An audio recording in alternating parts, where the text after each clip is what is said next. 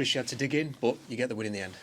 Yeah, I think it's something that, Rob, I think Sheffield United fans will come to expect from me, and I like to think respect my opinion on it right the way through. I think there's been a few managers, and I think there still is a load of managers that want to spin and talk about the game and spin how good they are, and spin the game as well. Say, we were okay and we deserved this and we should have won 4-0 and we should have been 5-0 up at half time or this, that and the other. I've never been one of those. I think maybe my roots and where I come from and where I live can't con the supporters, and we weren't very good today, and it's simple as that. It was one that we've sort of escaped with because they have the ability to win a game of football when we didn't play very well, and we didn't. They were better than us in all departments, first and second balls. And if somebody comes on and goes, tactically this, that, and the other, it wasn't anything to do about tactics today. It was about an attitude towards the game, which I told them at half time. It's quite difficult because I know all those players, but we looked to shortcut the game, which is really surprising, and we won't do that again. We looked. There's an arrogance about us. I want us to have belief. I want us to be confident. I want to, stick your chest out and believe that we've got some good players at the football club and we're a good team, because we are, because we've won as many games as anybody in the division and sit on 60-odd points. And the reaction second half was better, even though it wasn't to my unbelievable liking. But there's a little bit of an arrogance about us at half time, which I talked about, and we can't afford that to happen. So a massive reflection on the game tonight. By the players, by myself and the staff. There'll be a review on Monday morning on it. But we have that lovely habit and a brilliant habit of winning games of football, which is massively important. Keep talking about it. Championship season.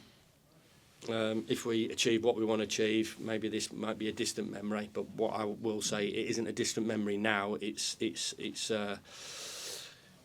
a memory that is going to be in my head all over the weekend and into the players, because if we think that is going to be the stock standard performance from our point of view, then we're going to get hurt and we're not going to achieve anything.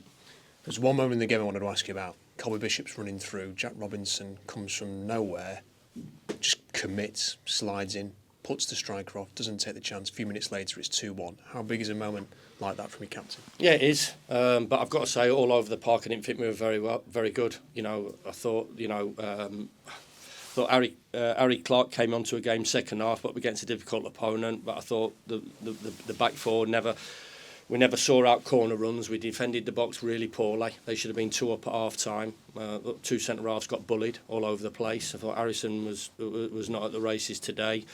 2 midfield players the distance is too far apart, and we 2 centre forwards never held it up. We never got anything out of anything off the right first half. Gus was our best player, coming into the pocket by a million miles all game, and they won first and second balls, and we talked about it at half time. It's championship football. It's not let's just turn up and stroll around and think we're this footballing side that can out footballing teams all over the place. This is championship football, and at times it's about first and second balls and about playing forward and playing effective football, and we didn't do any of that at all first off, and earning the right. And they all this bits and pieces about XGs and this and that and connected passes and stuff like that.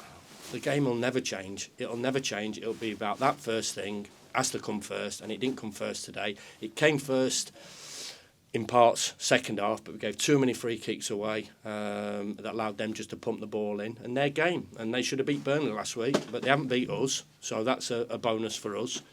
But they could quite easily have done that if they'd have took their chances. So I think if I'm their manager, I think I'll be extremely disappointed. And me, as I talked about at the start of the interview, it's not good enough today. It wasn't good enough. Last week I can give them a little bit of leeway because the pitch was really poor and they go man for man all over the pitch, and we've got new players coming into the team. Today there's that excuse has gone, and we need to be better individually and overall. But like I said, lovely, beautiful habit of winning games of football had that ability to change it around. And obviously the combination of Ryan and Jez coming onto the pitch and getting the goal was good for us, which we haven't had that ability to do as well. I want to ask you about that because a few games ago you were looking at a very inexperienced bench. To be able to bring the players on that you did and two of them combine for the winning goal, how big is that for you? Yeah, I thought Ryan had an impact. I thought Jez had an impact. So they're both pushing forward. Couldn't get Cal on the pitch. So, there has to be that competition for places, which there certainly will be. So if we have to change it around on Wednesday night and change it around for Luton on Saturday, we will do. But we have to be so much better. And never been Alex Ferguson, and he's an absolute hero and idol for me. And I don't think it was to the extent of what he said after a famous Scottish Cup final when they won the Cup, and I think they beat Rangers and he had a right pop at the players. But they were along that lines today because, we talk about a lot of things that they've done well, and they've done some absolutely magnificent work so far to get ourselves in the position, but we're miles off it today and we can't afford that to happen. Cheers, Chris. Cheers.